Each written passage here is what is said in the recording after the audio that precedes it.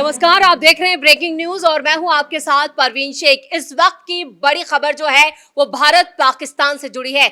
आपको बता दें कि भारत पाकिस्तान के बीच सीज फायर का ऐलान कर दिया गया है, जिसकी जानकारी भारत के विदेश सचिव विक्रम मिस्री ने दी है और इसके साथ ही कई नेताओं के रिएक्शन आने भी शुरू हो गए। आपको बता दें कि इसकी जो शुरुआत है वो अमेरिका के राष्ट्रपति डोनाल्ड ट्रंप के एक ट्वीट के बाद हुई। उनका ट्वीट जैसे ही आया वो वायरल हो गया और वहीं से कंफर्म किया गया है कि भारत और पाकिस्तान के बीच अब जंग नहीं होगी। जो संघर्ष के हालात बने हुए थे, लगातार पाकिस्तान जो है अपनी कायराना हरकतों से बाज नहीं आ रहा था और भारत उसे लगातार मुंहतोड़ जवाब दे रहा था।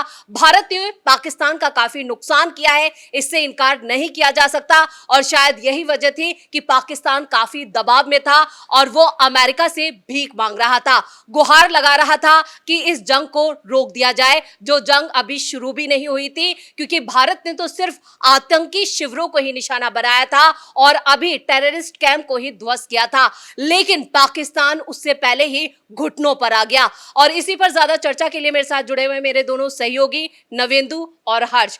नवेंदु, आपसे जानना चाहेंगे अभी जो इस वक्त की जो रिएक्शंस आ रहे हैं और जो बड़ी खबर आ रही है वो क्या है? देखिए, देश भर में अब ये चर्चा शुरू हो गई है कि पाकिस्तान के साथ युद्ध रुकना चाहिए था या नहीं, क्योंकि लोगों की जो भावना होती है वो चाह रहे थे कि पाकिस्तान के साथ कुछ ऐसा हो जाए जो कि पाकिस्तान कभी भविष्य में दोबारा भारत पर आतंकी हमले करने की हिमाकत ना करे। लेकिन कहा जाता है कि युद्ध जो है वो शांति का विकल्प नहीं है।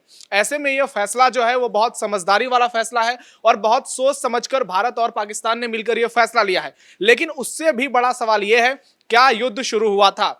तो आप देख लीजिए कि अभी तो युद्ध भारत की ओर से तो नहीं शुरू किया गया था। भारत तो सिर्फ आतंकी ठिकानों को निशाना बना रहा था। पाकिस्तान भले ही भारतीय सिविलियंस को या रिहायशी इलाकों को निशाना बना रहा था, लेकिन भारत की कार्रवाई पिछले 3-4 दिनों में जो देखने को मिली उससे पाकिस्तान दहल गया था। पाकिस्तान की रूह कांप गई थी और पाकिस्तान के बड़े बड़े शहर तबाह हो गए थे। जिस तरह से भारतीय सेना ने उनके 5 बड़े बड़े एयरबेस को पूरी तरह से तबाह कर दिया, उनके तमाम मिसाइल और ड्रोन्स को S-400 की मदद से हवा में मार गिराया। और इससे भी बड़ी बात कि ऑपरेशन सिंदूर से पहले भारत ने जो तमाम बड़े समझौते रद्द कर दिए थे, चाहे वो सिंधु जल समझौता हो या फिर भारत और पाकिस्तान के बीच व्यापार बंद करना हो या पूरी तरह से रिश्ते को खत्म करना हो, तो ये पाकिस्तान दबाव में था। लगातार जो उसकी स्थिति थी, आर्थिक चोट तो भारत ने पहुंचाना शुरू कर दिया था। 22 अप्रैल को जो पहलगाम अटैक होता, उसके बाद ही यहाँ पर पाकिस्तान पर नकेल कसनी शुरू हो गई थी। हर्ष, यहाँ पर ट्रंप की बहुत चर्चा हो रही है। डोनाल्ड ट्रंप का जो एक ट्वीट है वो क्या है और उसके क्या है मायने? देखिए, डोनाल्ड ट्रंप का ट्वीट हम दिखा रहे हैं किस तरीके से डोनाल्ड ट्रंप ने ट्वीट किया है और ये बताया है कि अब किस तरीके से सीज फायर हो गया है भारत और पाकिस्तान के बीच। हालांकि उन्होंने कांग्रेस अभी किया है, कांग्रेचुलेशन लिखा है, बधाई दी है, लेकिन दुनिया को ये बताने की कोशिश अमेरिका कर रहा है कि हम मध्यस्थता करवा रहे हैं। लेकिन उससे परे अगर मैं आपको सच्चाई बताऊं तो उससे परे ये सच्चाई है कि हमने देखा है कि जब तमाम देशों में जो युद्ध हुए हैं, चाहे फिर रूस यूक्रेन का युद्ध हो या फिर इजराइल हमास के बीच हम देख रहे हैं, तो भारत की तरफ से ऐसी स्थिति उत्पन्न की गई कि ग्लोबल लीडर्स ये समझ रहे थे मोदी को, प्रधानमंत्री नरेंद्र मोदी को, कि एक भारत ही है जो कई देशों को युद्ध को रुकवा सकता है। अब अमेरिका को इसको लेकर कहीं ना कहीं एक जलन की स्थिति आप भारत की आम भाषा में कह सकते हैं कि वो हो रही थी।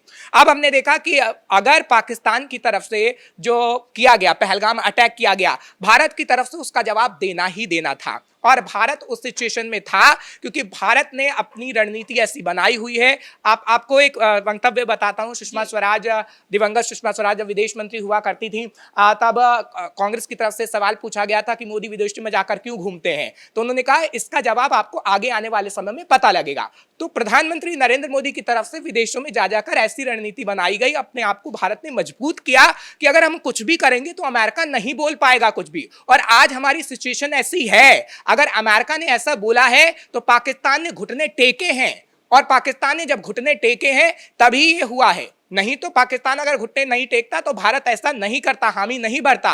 और वो स्थिति हमने देखी है परवीन, क्योंकि अभी सिचुएशन क्लियर धीरे धीरे और होगी।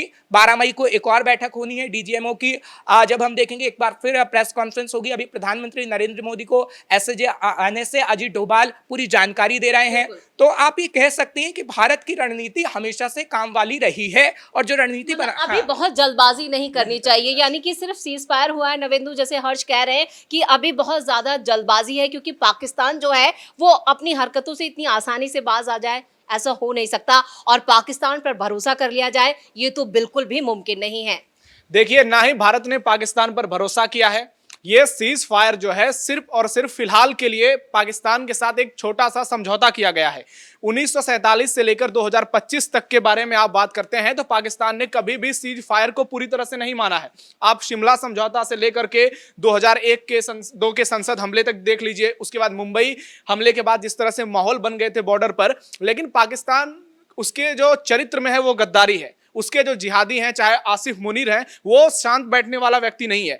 फिलहाल सीज फायर पाकिस्तान ने कर दिया, लेकिन अब सवाल यही है कि पाकिस्तान कितना दिन तक इसको फॉलो करेगा, क्योंकि पाकिस्तान का जो इतिहास रहा है, उसका जो चरित्र रहा है, इस बात पर किसी भी एक भी भारतीय को भरोसा नहीं होगा। और लेकिन इस बार भारत ने संदेश दे दिया है कि इस बार तो हमने युद्ध की शुरुआत नहीं की है अपने ओर से, अभी तक सिर्फ तुम्हारे आतंकियों को या तुम्हारे सैन्य ठिकानों को निशाना बनाया है।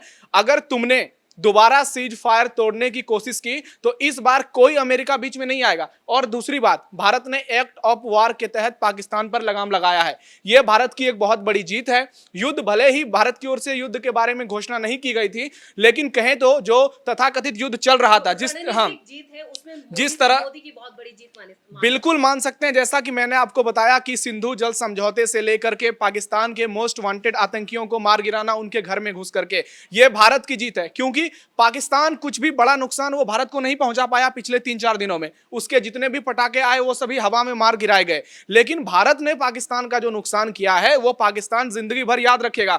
उसके जितने भी आतंक के जीजा और शाले थे, सबको मार के गिरा दिया।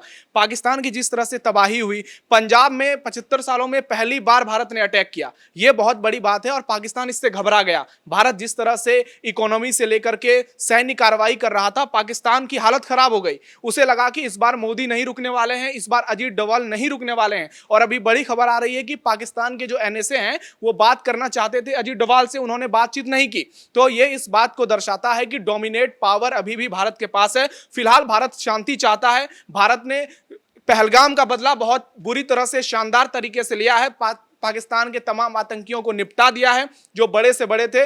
अब भारत की नजर होगी हाफिज सईद, दाऊद इब्राहिम जैसे आतंकियों पर, क्योंकि सिर्फ अब आका बचे हुए हैं। ये नवेंदु, आपने यहाँ पर कहा कि सीज फायर जरूर हुआ है, युद्ध विराम के लिए बोला गया है, लेकिन जो पाकिस्तानी आतंकी हैं जिन पर, क्या अभी भी वो टारगेट पर रहेंगे भारत की तरफ से? देखिए, पाकिस्तान की अगर मैं बात करूं तो ये हर कोई जानता है कि पाकिस्तान किस तरीके से आतंकवाद को पैदा करता है, और भारत की तरफ से हमेशा ये क्लियर किया गया है, चाहे विदेशों के अंदर हो या फिर भारत के अंदर से, कि पाकिस्तान के अंदर जो आतंकी फैक्ट्री चल रही है उसको कहीं ना कहीं पूरी तरीके से खत्म करना होगा। क्योंकि आतंक से पीड़ित सबसे बड़ा देश, जो अभी डोनाल्ड ट्रंप ट्वीट कर रहे हैं ना, अमेरिका भी पीड़ित रहा है आतंकवाद से, और ये अमेरिका भी जानता है कि पाकिस्तान के अंदर कितने आतंकवादी संगठन है। और ये बार बार बताया गया है, जिस तरीके से टीआरएफ को लेकर भी कहा गया। अभी जो एमईए की प्रेस कॉन्फ्रेंस हुई थी, जब हमने ऑपरेशन सिंदूर चलाया था, तब हमने कहा था कि टीआरएफ एक प्रतिबंधित संगठन है, और उससे दुनिया को पता है कि पाकिस्तान किस तरीके से आतंकवाद को बढ़ावा देता है।